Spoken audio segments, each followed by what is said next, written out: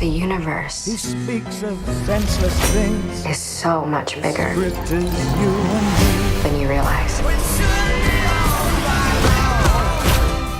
Everything Everywhere All at Once is a masterpiece.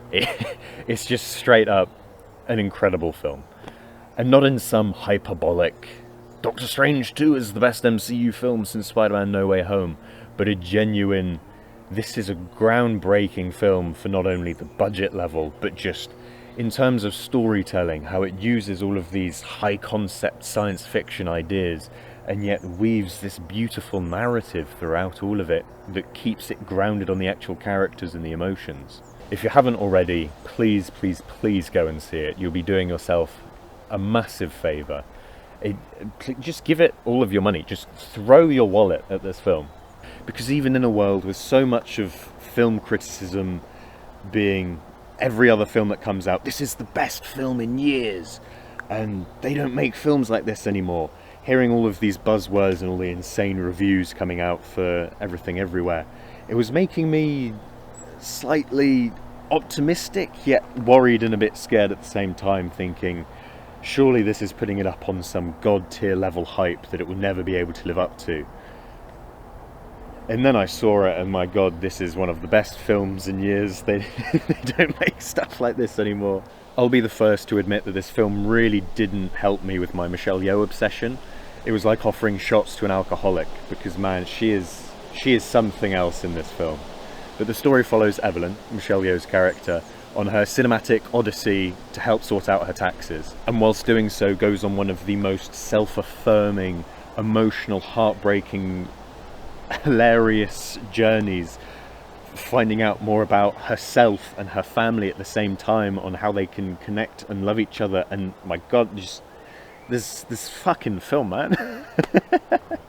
I've really been struggling to get this film out of my head since I walked out of the theatre.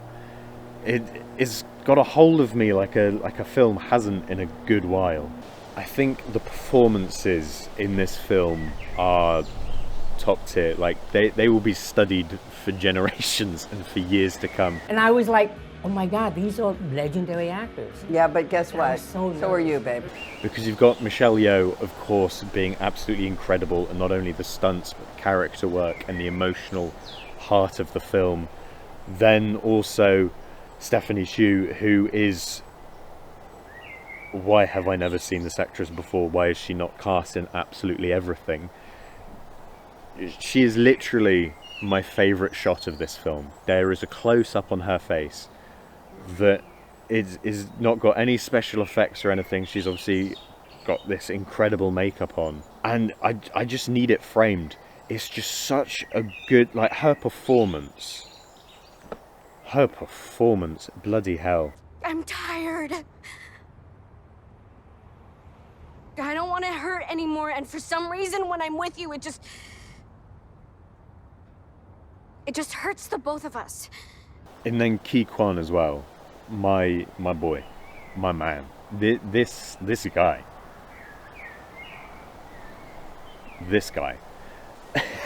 I know the whole point of this video is for me to articulate why this film is so amazing and to actually put it into words, but the words are just failing me, because this guy, obviously iconic in his own right, but considering that this is his return to the screen, it is a crime that this man has not been given every single role that he's ever wanted. And it's absolutely devastating at the fact as to why. If I'm being honest, it was tough to be an Asian actor at that time. As I got older. And then rounded off incredibly with Jamie Lee Curtis. I only see a pile of receipts, but I see a story. Who never fails to astound. And just hearing some of the behind the scenes of how she would always be there on set as people were filming, even if it wasn't one of her scenes, just so that, because she's like, this is where I need to be, this is where like all the learning happens. Like, someone who is that incredible at their job, still wanting to learn, still wanting to improve, it's just so inspiring. From all of these incredible actors, there is so much scene chewing that I'm surprised they had a set left at the end of this. And then it was then only in the credits when I then saw her name, Sarah Haley Finn, and I was like, you absolute madman, you have done it again. As a casting director, I think she is absolutely almost second to none. I don't think she could even dream of miscasting anyone in anything. I think she just has like an encyclopedic knowledge of every single person on the planet. And then it just clicks in one day where they're reading a script and they go, okay, this person is perfect for this role. And then you just kind of like receive your letter from Sarah Haley Finn and it's like, okay, this is my time, this is my jury duty. It's like, okay, you now need to go up and do this.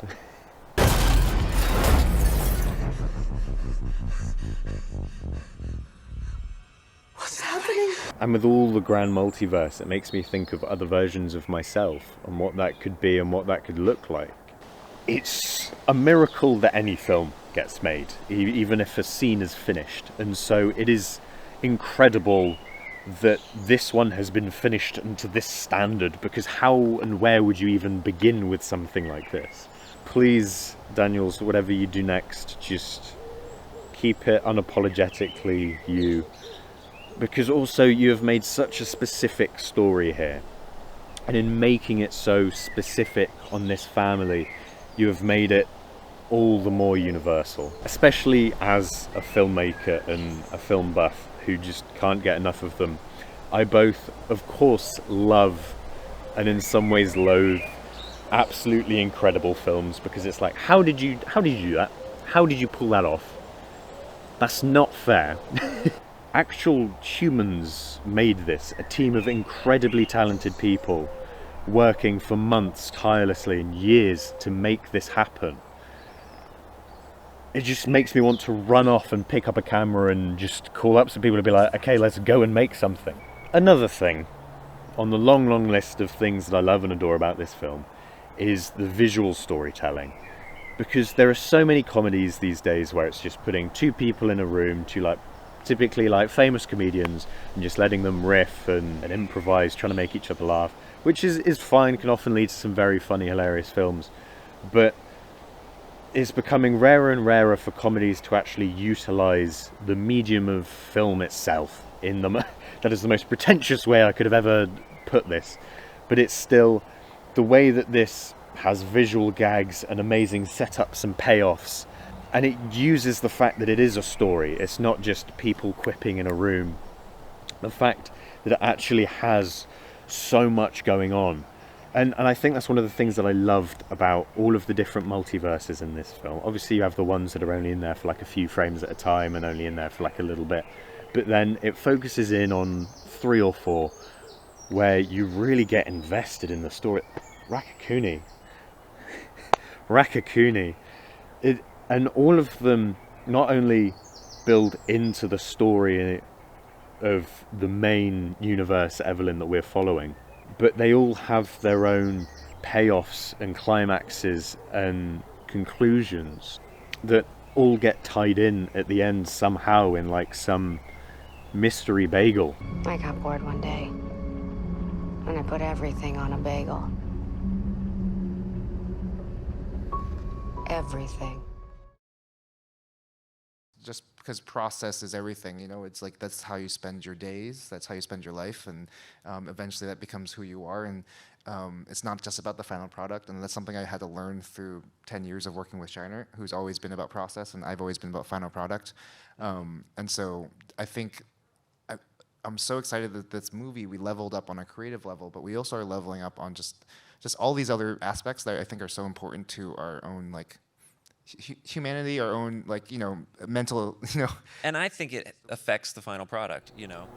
And in an age of oversaturation and overstimulation, there is always a mountain of things to watch and do, all clamoring for your attention and money with pop-up ads and films and television and games and podcasts and the news and YouTube and TikTok, everything, all seeing you as just another digit or another value on the view counter more than a person. It's meant that there's so much content out there, seen as something to fill time and occupy someone's attention span enough to not have them click away from the next episode timer. Sometimes I'm just like, I don't particularly feel like thinking anything today, so I'm just going to be playing a game whilst watching or listening to this podcast, while also maybe having some music on, and it's just this overstimulation, this overabundance of noise and everything that really was highlighted in Everything Everywhere All at Once, because it shows you that there's so much going on, and there's so much in the world, and so many depressing things in the news, and there's just so much to just be overwhelmed by it, and it's so easy to get lost in that. There is so much going on in this film. There's so much overstimulation of so many awesome action scenes and funny comedic moments, where then when it does hit you with the emotional moments, you feel it a lot more, because there's all this really confident editing and these snappy, colourful images, and yet it always falls back on the characters, and that's the most important part of the whole thing. The sun has very politely come out to join us. I hope I am not overexposed. Primarily, the film poses a question that everyone has thought at some point, and that is, what if? What if that person was still in my life, or what if that person left sooner? Or if I'd chosen this job over that job, or this school over that school? And I was, well, I am a very indecisive person, but especially as a child.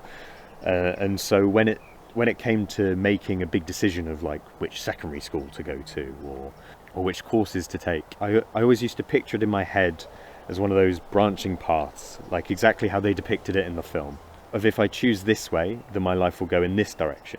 But this is a pivotal point where if I choose the other way, it will go in the completely opposite direction, branching off and then creating its own universe or timeline or whatever you want to call it. And so I found quite a lot of comfort in the thought of how, well, even if I choose the wrong decision currently, go down this path, hopefully there will be an alternate version of myself who is happy and who is having a good time, having made the right decision for them. And I know it sounds stupid, and I can't really explain it or say that I believe in it as a scientific fact, but I always found it reassuring and comforting. Although there would of course always be the thoughts of, yes, but have I chosen the right one for me in this life, where I know myself to be now? And until this film, I never had a reassuring or satisfying answer to that, because I'm also a very cynical person.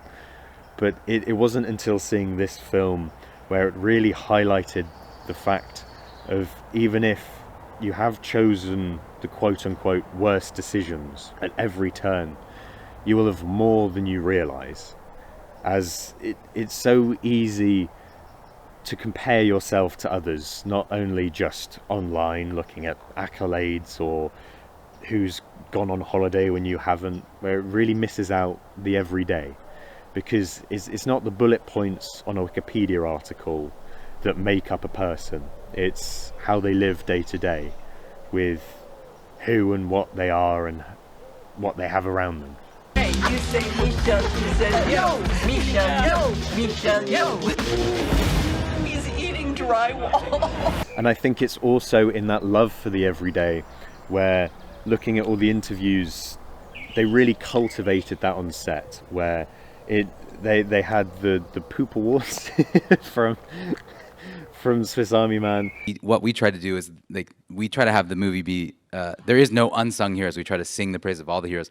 So we always hand out weekly awards. And well, it started when we did Swiss Army Man, and I did this really stupid thing called the Poop Awards, because our movie's really stupid, so why not have a stupid award?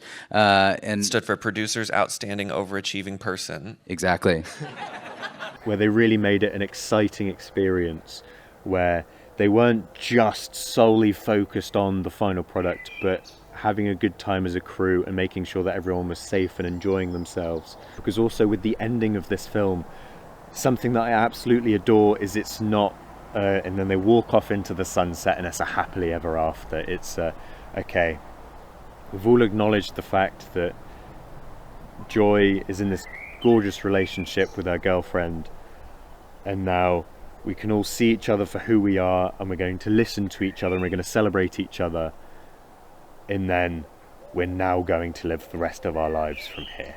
I think it's a really beautiful message that a lot of people needed to hear, especially at this current point, having gone through the last few years.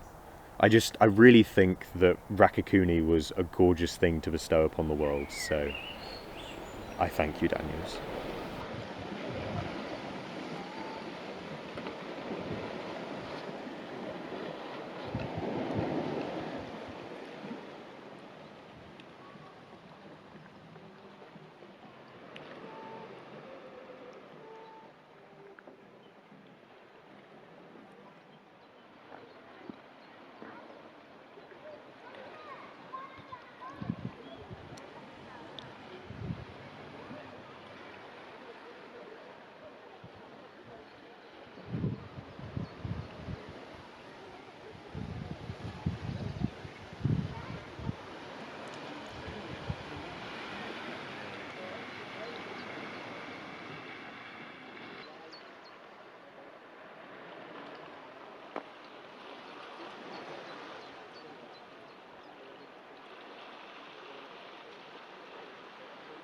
I have so many of these googly eyes left. They only sell them in multi-packs.